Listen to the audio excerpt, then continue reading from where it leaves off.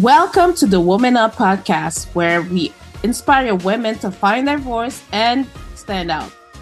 My name is Natasha, and I'm your host. Today, we have Tracey A Chapman, a best-selling author, resilience, and high-performance coach. And she helps women executives after over 40 rebuild their life after with power and purpose after a devastating loss. Thrive After Grief, that's the title of the show today. Tracey, welcome to Woman Up, and thank you for coming to the show today. Thank you, Natasha, and thank you for asking me. I do love this topic, Thrive After Grief. For people who do not know you, can you please introduce yourself? Right, my name's Tracey Chapman and I live in Perth, Western Australia. So have been on a journey for now since, I suppose, 2017. I used to be in the corporate world, working very high up. And then in one moment in time, one day, I just got this phone call when I was working from home. And that phone call was to let me know my youngest son had gone missing. And through that, the outcome of that, unfortunately, was that he was found deceased. So that, for a mother, was a real shock. I really went through so much grief, trauma, hit rock bottom. And it wasn't until I really acknowledged that I was really, really struggling with the whole scenario that I went on a journey to turn myself around and just find what life is like on the other side of grief. That's why I now have a program helping other people who have gone through a significant trauma to find who they are on the other side of grief. And that's why I call it Thrive After Grief, because you really can thrive. And when you've lost someone who is so significant to you, you learn to walk again, holding their memory. You never forget them, but you learn to move forward while honouring them and still loving them and carrying them with you, because you never get over such a trauma and such a loss. I really commend you for that, for overcoming that moment of your life. How were you able to accept and overcome that challenge and that situation? It was huge, because I really had to sit down and look at, well, I'm one of these people, I've always been a resilient person, and I always thought I can get through this on my own. And someone told me to go and see a therapist, which I did, but that didn't help me, because all they wanted to do was keep me within that story of that day, that moment, and that real grief. And that was sent me backwards. And I thought, no, that's not working. So then what I did, it was when I was looking at myself in a mirror one day, and I just thought, who is this person looking back at me? She looks so sad. And there was no light or no happiness in my eyes. And it was that moment that I realised I wasn't doing okay. So I went on a journey and I thought, right, I've got to do this. I've got to find who can help me move forward and who can help me out of being so low in my life and putting on a pretense that I was okay.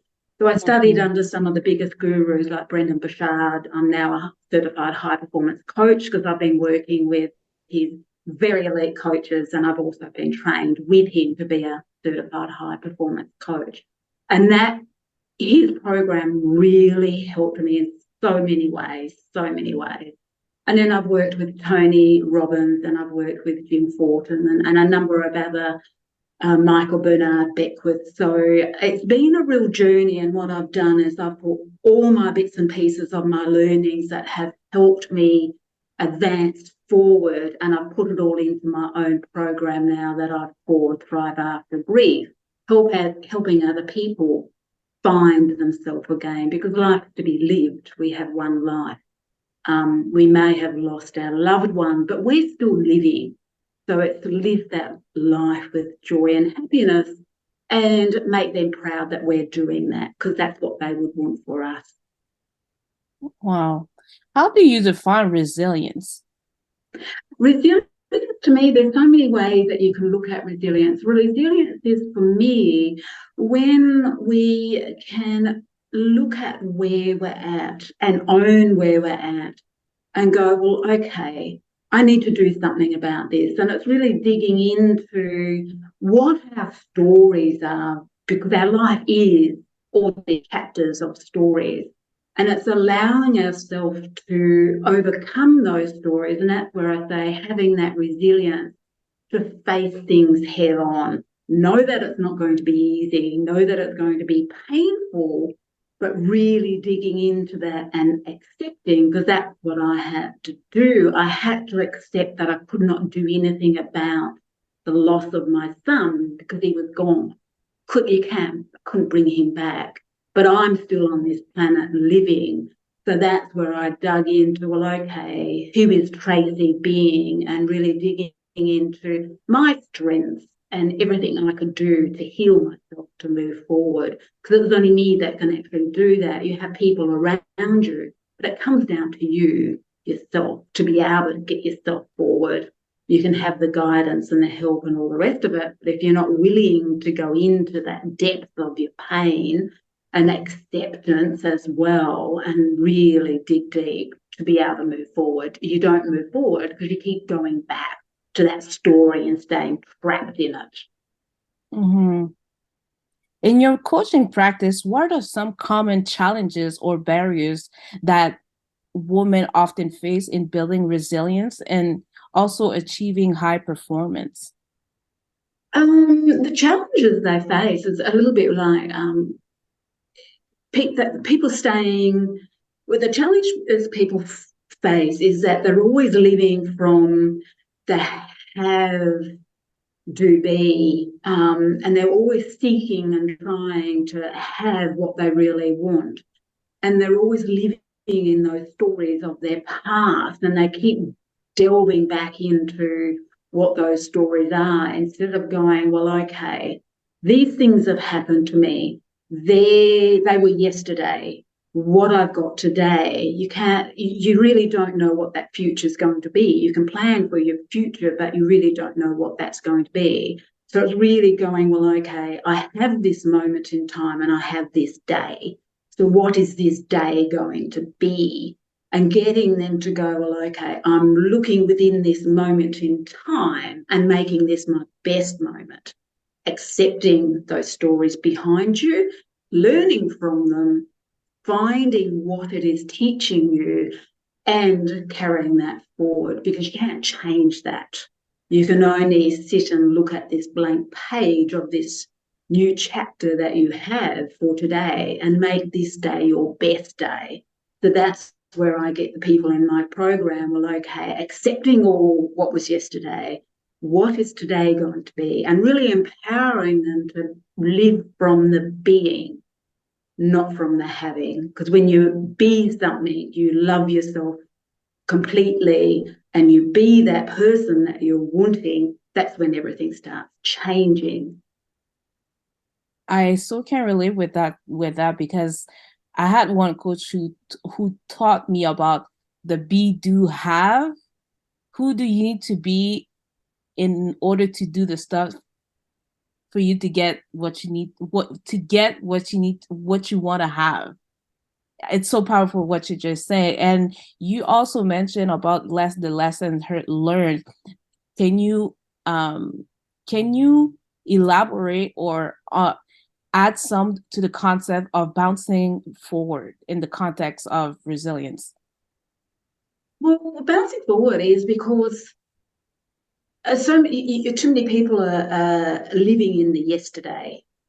Right. What resilience is all about, it's bouncing forward. Well, okay, my circumstance is, well, okay, I lost my son and it was to suicide. And that to me was a horrific thing to experience as a mother, that someone could contemplate taking their own life. It wasn't mental health or any of those without going into that scenario. I could have stayed trapped in that story of why did I not know, why did I not do something, all those big whys. And then people say to you, things happen to you for a reason. I really did not like that phrase, especially with what I went through. But it was not things happen to you for a reason. It is your journey on this planet that you have to go through, and you've got this winding road that's full of twists and turns and potholes and all the rest of it.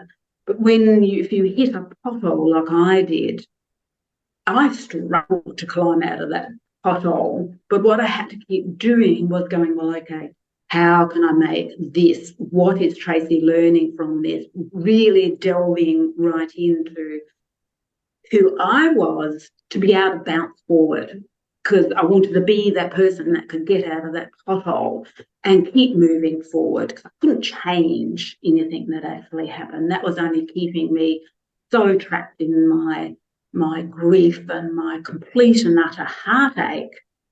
So to me, it's bouncing forward. You learn from it, look at it, accept what you have, look at what all those lessons are and go, well, okay, I can change this, but I've got to bring my best self to what my day is going to be. Because I was always living from the having before this really happened to me. It was everything in my life was about my boys, because I had boys very young. Everything I did was for them, my corporate world, my income, all that I strive for was for my two boys. But when you look externally, that could get ripped from you in just one moment, which happened to me. And I was left, what is my life now? Because I was looking for everything externally to fill my inner cup. So I really learned that I had to come back into myself and fill my own inner cup up. And then my real outer world started changing, because I healed my inner world and I was able to bounce forward, not keeping bouncing back. And what made you think, or when did you decide, what was the moment or the catalyst that made you want to help other people? At the beginning, I was just too distraught with what I was going through. But as I've sort of gone through the transition and then the real healing and then the real thriving again, I didn't want to go back to my corporate world. And in my corporate world, I was very high up and I managed the company and I managed teams and staff. And I loved, in my corporate world, transforming the teams and getting people to really believe in themselves, to bring the best out, because when you bring the best out in them, your company thrives. And so I don't want to go into that corporate world, but I love helping people. I've always loved helping people. I've got that real empath, and I thought, I don't like seeing people that are in pain. So if I can help someone who was two steps behind me, where they're just completely lost in life, then I feel that's my duty to do that. Because I know the steps where they're at now, and I know how I can get them to the steps moving forward for them to live that happy life, because I think we're all on this planet for a reason, and getting them to find what that reason is so that they really thrive, moving forward, and they can look back and go, I'm so glad I did that.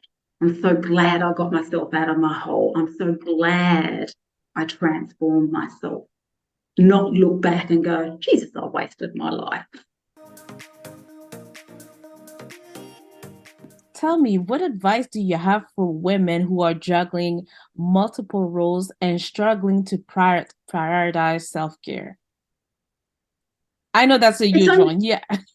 It is a huge one, because, I was, a single mum. I had two children. I worked the corporate world, which is a very pressurized job, working until 2 o'clock in the morning and doing all that sort of stuff. But you've got to come back to your own self-care as well, because if you're not going to fill your own cup up, you're going to be too empty for your family, your children and everything else. So it's putting in your week and your day. It could be just 5 minutes or 10 minutes where you do something for yourself that's just for you. And it might be just going outside and pottering in the garden, or going for a quick walk around the block, or doing some exercise, or doing something that you love doing that is specifically for yourself. Because when you do that, you feel so more connected and calm and happier than when you just give, because then you're going, oh, I'm just always giving to everyone else and no one appreciates me, no one accepts me. You're not accepting yourself. So how can you expect anyone else to accept you? So it comes from you. You've got to fill your own cup up, then you've got so much more to give to everybody else. And it may be that you're really, really busy, but if you don't put yourself in there 5, 10 minutes a day, then you're only going to become sick. You're only going to put a lot of pressure on relationships. You're going to put pressure on your relationships with your children, with your husband, because you're going to be exhausted.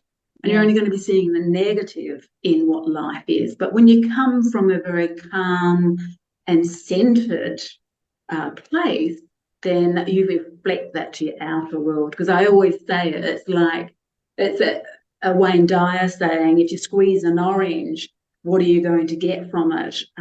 It should be orange juice. If you squeeze an orange and all you have coming out is anger and, jealousy or whatever it may be, because that's what you've got inside of you. So that's where you need to start. You've got to look within and go, I am important, and knowing that you're important, because it's you that needs to look after yourself, and then everything else, gels in with that. I'm loving that. Before I jump into the next question for you, Tracey, I know you just released a book, My Mess is My Message. Talk to us about that. Yes, I did. So I've done 2 books, actually. 2 weeks ago, I released my first book, which was A Resilient Life. And that was all about resilience and how I've managed to get myself from my whole life. I've been a resilient person, and getting through that. And then my second book is My Mess is My Message. And it's a collaborative book of 22 beautiful women all sharing their stories of how their mess has been their message and how they've managed to overcome their mess. So it's my way of sharing how I was able to overcome my mess of what I went through in losing, and how I got through that, and just, the steps at the end, what you can actually do. That is what I actually teach in my program, Thrive After Grief, things that you can do to help yourself as well. So very proud to actually be part of that book and to be asked to be part of that book. Congratulations on that release. Thank you. Here's what I wanted to know. Is there a bridge, or is there a gap, or is there a bridge between resilience and high performance? What is that? What is that happens before we get to resilient? Well, after we get to the resilience part, and then because I don't think we can go from resilience to straight to high performance. What is that gap between, or what is that bridge, should I say? They're actually 2 very, very different. I see them as being very, very different anyway. So high performance is, not everyone is a high performer. So you look at all the athletes and, all the top billionaires in the world, they're high performers. They don't let what happens to them hold them back or destroy what they're wanting to do and destroy their dreams. They will use those challenges in their life to learn from them and to keep moving forward, because you learn something within each of those challenges. Like athletes, they know what they need to do to be that high performer, so they plan their day around it. But when something may happen and they may get injured, just using an athlete as an example, or they may have not made the Olympics this time. It was, well, okay, I didn't quite, looking back on it and really looking at why they didn't get in. Well, okay, I need to improve this. And that's where the resilience comes in underneath, to not give up and not say, oh, I didn't get in, I wasn't good enough.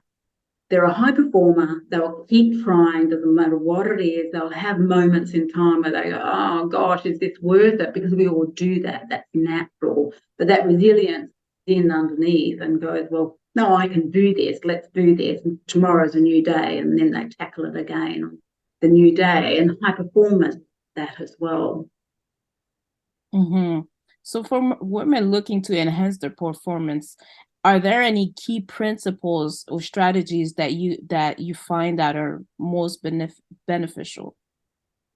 Yeah, so I always look at it that there's key things in being a high performer. It's your energy, it's that energy that you bring to your life every day. So looking after your well-being and looking after that energy every day. And it's also having that real clarity as well. So you have clarity around what you're actually doing, really sitting down and looking exactly what you actually want. Without that clarity, you've got a murky river in front of you, and how can you advance and be a high performer if you don't know where you're actually going? And it's having the influence too. Without influence, you're not going to be able to influence anyone around you. You're not going to influence your children, your partners, your colleagues, your friends. And it's having that empathy too, that real empathy for other people. Not everyone has empathy. And it's not all about yourself. It is about the person who is in front of you. So being very caring for other people, and bringing the best of who you are to the world, and living from that being, not from that having. So when you know and who you want to be this high performer, you know what your values are, because your values are very key as well. If you don't know what your values are, then you're not going to be living an empowered life. I'm loving that what you're saying. So this brings me to that has made me thinking about growth mindset. Where is the growth mindset in that process, and if there's any stages? Everyone does talk about the growth mindset, and I don't sort of. Yes, our mindset is very, very important to us, but I never look at things from the growth mindset. I always look at it, the way we look at life is, and again, I'm repeating, it's that way of being. And that mindset, we can all have. Well, I suppose it does come down to your mindset, and everyone says you can have a positive or a negative mindset, and your mindset is very, very important. And everyone always is saying, oh, the growth mindset, to me, is just a little bit of a cliche thing that everyone's talking about. But I always come back to the centre point of who that person is within, and really nutting down on who that person is. Are you, if you as a person and you wanted to be a friend with yourself, would you like that person? Well, no, I don't. Well, okay, why do you not like that person? Okay, because I do this, this, and this. But then we've got to go, well, okay, can I improve on these areas and still bring the best of myself to this world? It comes back to that real internal who you're actually, who you're being. Mm-hmm. And while this is a very personal journey, what impact does a supportive community have on this journey to resilience and high performance? Is there any value? Community really is important. But it's having that right community around you as well. Like you have your blood family. Maybe you don't get on with your blood family. Family is the people that you connect with, the people that light you up and you light them up. They're the people that you really have got your back. If you're going through something, they'll drop what they're doing and they'll come and help you. They're the people that inspire you. And I thought they were your mentors as well. It's the people that you want to align yourself with. That community is so, so important, that support community. And I suppose it's like a flock of birds. They all stay together and support one another. And they fly together. You see them flying with one at the front, and they change that leader. So you've got to have your flock to carry you through your life with, because it would be very sad to be lonely and just yourself going through this life on this planet. So you need that community of people that you really connect with. And you both light one another up, and you both have respect for one another, and you both appreciate your differences, and you can allow one another to grow without trying to change that person either. Can you share a success story of a woman who who has transformed her life in your coaching Sorry. practice? Someone in my, I had a lady I was working with, and she was really struggling because she was on her own with her daughter, and she was really struggling trying to build her business. And she just didn't have the confidence in herself as well, because she was just thinking, oh, I'm not worthy of doing what I'm doing. So I worked with her to get her to come back in and look at all her beautiful qualities, because she was such an amazing person. She was such a giver, but she wasn't seeing any of that herself. She was only seeing, oh, I'm struggling, the money's not coming in, how am I going to manage? And she really, really was getting herself into a bad place. So I brought herself back around to look at all her beautiful qualities and who she was and how she was such a giver and how she was doing such an amazing job on her own, bringing her daughter up and working. And then she then turned around and she really started thriving. She said, you know, I am actually doing a good job, because she couldn't see that. She could only see, you know, all the struggles that she was actually going through. I'm loving that. So how is it important for people to celebrate their achievements and the impact that it has on their overall well-being and even their mindset? Because we tend to move forward really quickly, or to even just we tend to move on quickly to other stuff and not appreciate what we just overcame. That's right. And most people do that, you know, and that was this lady I was talking about. She wasn't looking at any of her little achievements, and that's where she was getting so flustered and down and really, really struggling. Because what I get my clients to do, and I do it personally myself, every night before I go to sleep, when I put my head on my pillow, I always go, what are 3 things that I've done well today? And it might just be, gee, I made a really good dinner tonight. Or I went up and I gave my husband a really big hug because he was having a few little issues with, work. And it might be, well, okay, I gave someone a call today, and it was right at that moment that person needed to be speaking to someone. They're little achievements. It's just these little achievements that we do every day that we should be grateful for, because then we keep our cup full of appreciating life and appreciating who we are. Because if we don't fill our cup up and we don't see those little things, it's not the big picture of the achievements, it's all these little things that we do every day that mount up. And it can be just cooking a really good dinner that night. How do you address the fear of failure then? And what advice do you have for people who are hesitant to take risks? We all are going to fail at something. That's just life. It's whether you want to stay stuck in that failure, because the failure is not a failure unless you make it a failure. It's a bit like a problem's not a problem unless you make it a problem.